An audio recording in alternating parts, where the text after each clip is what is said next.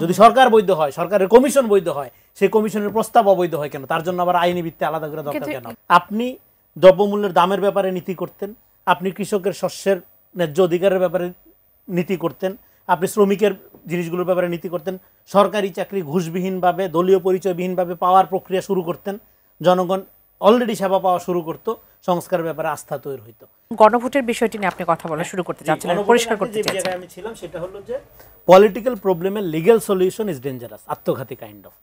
আচ্ছা, এখন আমি আপনাকে বলি, ধরেন এই সরকার সব মিলিত ঐক্যমতের ভিত্তিতে গঠিত, তাহলে সেই সরকারের কমিশন, এবং যেহেতু ঐক্যমতের ভিত্তিতে গঠিত তার মানে সরকার বৈধ, তারপরেও তারা 106-এর একটা রেফারেন্ডাম নিয়ে আসছে কোর্ট থেকে, সব মিলে সরকার বৈধ, তাহলে এই সরকারের গঠিত কমিশন বৈধ।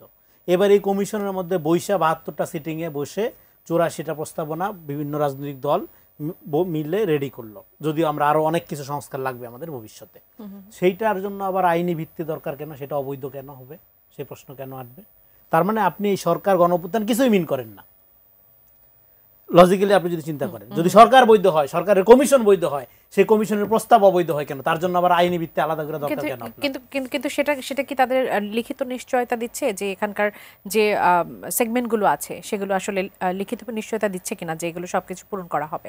এখানে যেগুলো আছে তার চেয়ে আরো 1000টা জরুরি জিনিস বের করা যাবে। বললাম তো, কৃষি সংস্কার কমিশনই হয় না আপনার, তো কৃষি প্রধান বাংলাদেশ, তারপরে কি নিয়ে আগাবেন?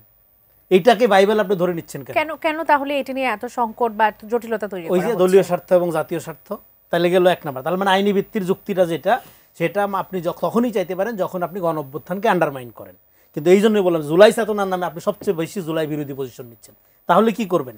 তাহলে যেই সংস্কারগুলো বা যে পুনর্গঠন প্রক্রিয়াগুলো জরুরি, এই যে ভাইরা প্রশ্ন করলো না জনগণ কি পাচ্ছে, আপনি দ্রব্যমূল্যের দামের ব্যাপারে নীতি করতেন, আপনি কৃষকের শস্যের ন্যায্য অধিকারের ব্যাপারে নীতি করতেন, আপনি শ্রমিকের জিনিসগুলোর ব্যাপারে নীতি করতেন, সরকারি চাকরি ঘুষবিহীনভাবে দলীয় পরিচয়বিহীনভাবে পাওয়ার প্রক্রিয়া শুরু করতেন, জনগণ অলরেডি সেবা পাওয়া শুরু করতো, সংস্কারের ব্যাপারে আস্থা তৈরি হইতো।